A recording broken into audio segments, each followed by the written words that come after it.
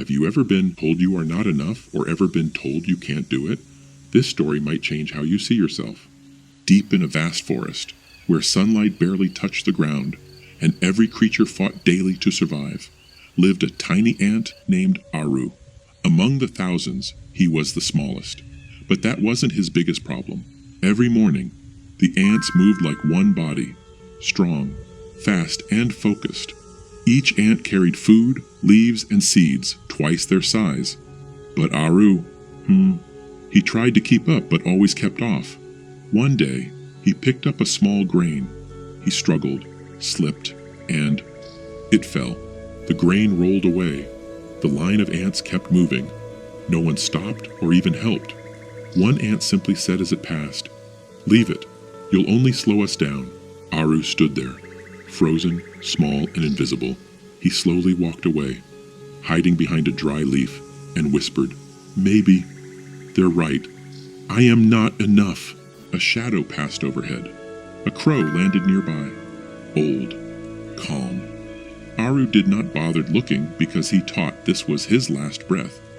But what he expected wasn't that. "I've seen you before," said the crow.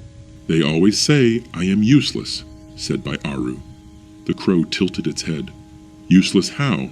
Or afraid to try again?" Aru clenched his tiny legs. "I tried. I failed. That's enough proof." The crow stepped closer. "No, that's one moment. You turned it into your identity." Silence. Then the crow said quietly, "Being small is a fact, but believing you don't matter is a choice." That night, Aru couldn't sleep. The words echoed in his mind. What if I'm not useless? But then another voice answered, "No, you've already failed." Back and forth. The next day, the sky changed. Dark clouds gathered. The wind grew violent. Leaves tore from branches. Then, the storm hit heavily. Rain crashed down like stones. The ground flooded within minutes. The ants' colony began to collapse. Panic spread. Food washed away. Tunnels cracked. Voices shouted, "Hold the walls! Move the larvae! Don't let the water in!" Deep inside the colony, a small crack formed near the main tunnel. Water began rushing in, fast, relentless. If that crack broke completely, the entire colony would be destroyed. Aru saw it. No one else did. The stronger ants were too far away, too busy. His heart pounded in fear. What if I mess everything off? This is not my place. I can't do this. He took a step back. He turned slightly, ready to walk away, just like always. Then, he stopped.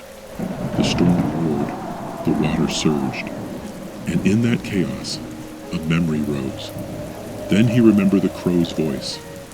"You decided your weakness." Aru closed his eyes in fear and heart pounding. "You will fail again." But something deeper whispered in him. What if I don't? He opened his eyes, breathing harder than before, and for the first time in his life, he said, "I may be small, but that does not stop me." Aru turned and ran. He grabbed a tiny pebble, carried it in the storm and mud, dropped it near the crack, and then he ran back. Another pebble, then another, each step heavier and harder. He slipped and fell, got up again. His legs trembled, but he refused to stop. Water burst through the crack, stronger now.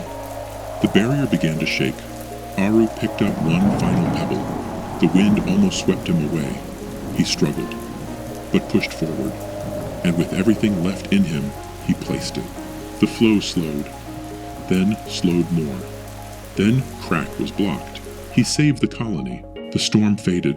Silence returned. The ants slowly emerged. They saw Aru, collapsed and exhausted, but still breathing and alive. One ant stepped forward. "You did this?" Aru hesitated. "I just didn't run this time." Another ant spoke. "We thought you were weak." Aru looked down. "So did I."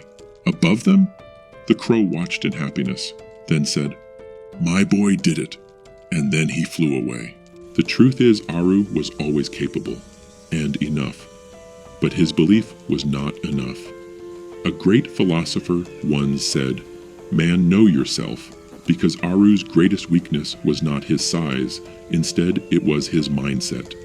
Even the Bible says, "Whatever a man thinketh, so he is." So please avoid the negative thought and then face your fear. So tell me, are you still waiting to feel strong, or will you act even while you're afraid? Thank you for watching. If this message spoke to your heart, like the video, subscribe, and share it with your friend. See you in the next video, right on Inspiration Stories.